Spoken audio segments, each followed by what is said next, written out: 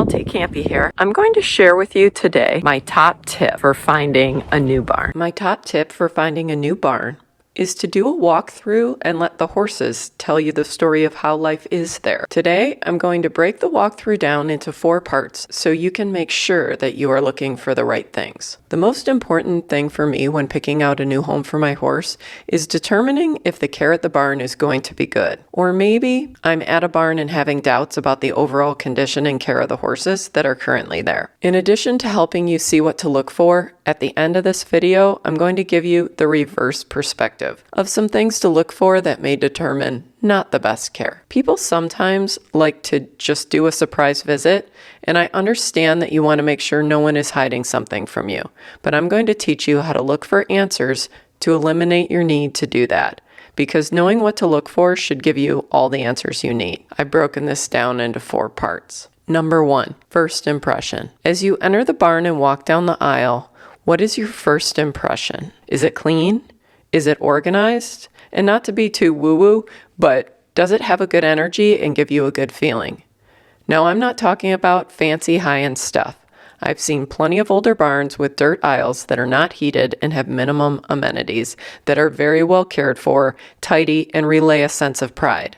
You can feel that, and you can see it in the animals. Go with your gut on this. Number 2, priorities. We all have our list of priorities. So if you ride a specific discipline and footing is a high priority for you, then make sure the footing in the ring is good and does it look maintained. If your horse is a pig and needs lots of bedding, then make sure the stalls are cleaned properly and the bedding suits your situation. If you need a lot of turnout, then that should be available, safe, and suitable. Don't judge too hard on how someone runs their barn, but just decide if it will be suitable for your needs. If it's not and they can't accommodate them, that's okay. There are lots of options and we all do it differently. No right or wrong, just different levels and priorities for the customer and for the owner. Number 3, the horses don't lie. Just look at the horses and let them tell you the story. Take a really good look. If they are pasture kept, is their weight good? Are they stressed? Are the footing conditions appropriate for the season? Is there enough space for the number of horses there? If they are stall kept, are they clean? Are they content? Are they eating? Now I know several managers just hit the comments saying, well, that owner never comes out. I know, and it's the same in my barn. Some owners don't even live in the same state. But if the bedding and conditions are clean, the feed is of good quality, and the management is good enough to let owners know when additional care and services need to be done, then those horses will still have a look of quality care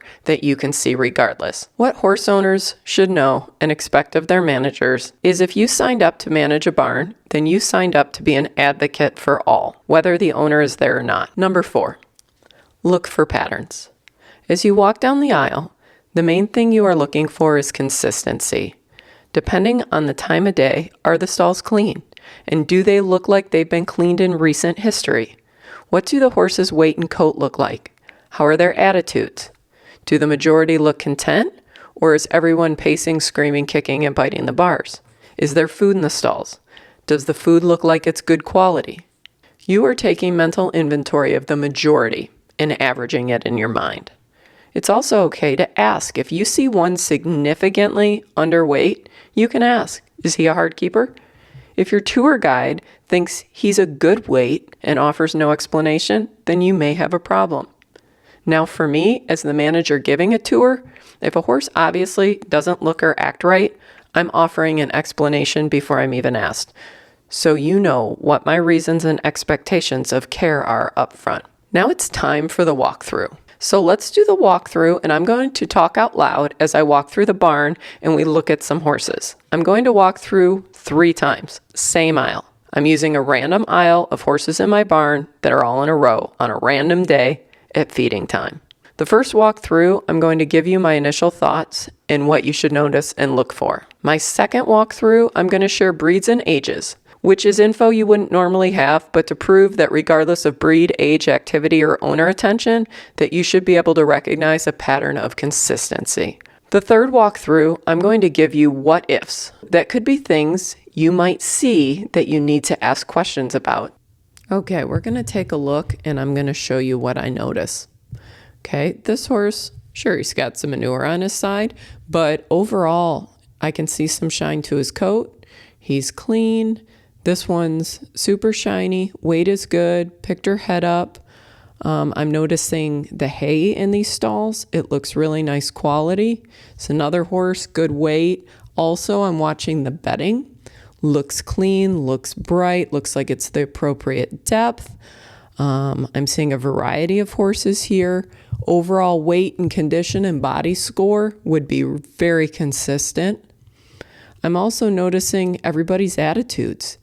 They look bright, they look relaxed, they look happy to see me, and that can vary from horse to horse, but everybody's very content here. Nobody's surprised, nobody's jumping to the back of their stalls. They're all kind of doing their own thing, but I get a good feeling when I walk through here. Very, very consistent. Everybody's got an appropriate amount of hay. Again, coat, weight, basic necessities here are obviously met. Okay, now I'm going to give you just some facts about what we have here. This is an 18-hand draft horse, formerly a rescue. I believe him to be a teenager. It's another teenager, Clydesdale, also was a rescue. This is a gaited horse, mid-teens. Here's another gaited horse, mid-teens, gelding. This is a yearling, gelding. Here is a 5 or 6 year old pleasure horse, paint horse. This one is late 20s, retired show horse. This is a working ranch type horse. So you're seeing a lot of different styles here, but consistency and body score. Sorry, this one is a blanket. He's a teenager. This is a barrel horse, quarter horse bred, mare. It's another mare, barrel horse, late teens, early 20s. This is a early 20s paint horse. Here's an Arabian gelding. This is a half POA, half Arabian. And this is a horse early 30s. Okay, now we're going to take our final walkthrough, and this time I'm going to show you what I would not want to see. So I would not want to see horses that are significantly underweight. I wouldn't want to see like a bloody open wound or something that looked like it happened and nobody noticed. I wouldn't want to see no feed in the stalls or poor quality feed. I wouldn't want to see stalls that look like they haven't been picked in at least 24 hours. I wouldn't want to see stalls that are extremely wet, horses with manure burns on them. Any horse can be dirty, but when they have to lay in extreme dirt all the time, they're going to get burns from the manure and stains. I wouldn't want to see a poor expression. So any horse can be a little food aggressive or, not be the friendliest sort. But if every horse is ears pinned, pacing the stall, charging the stall, pawing, I'd also not want to see stalls that are in poor repair. Okay, guys, so wrapping it up, as you're doing your walkthrough, look at the condition of the horses. Is that the condition that you'd want your horse in? Look at the conditions of the horses. Are those the conditions that you'd like your horse to live in? Look at the hay. Does it look like something that you would pick for your horse to eat? The quantity and the quality. Look at the bedding. Does it make you feel good knowing that the stall's clean and the bedding looks good to you? Or does it make you question the care? Anything that you have a question about as you're walking through, you should ask. And ask with an attitude of curiosity versus judgment, and just listen to the answers. You may agree, you may disagree, but you can respect a responsible answer even if it's not the way you do it. When I'm giving my tour, I tell people, if you like the way things look, it's not going to change. If you don't like the way things look, it's not going to change. We pride ourselves on consistency, number one.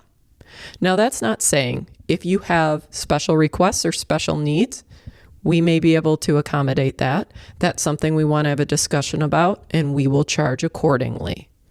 But if how things are in the barn directly conflicts with your values about how an animal should be cared for, then that's not going to be a good fit. And there is no way that you are going to make that work and feel good about that. So like what you like and find the best fit going forward. Thanks, guys.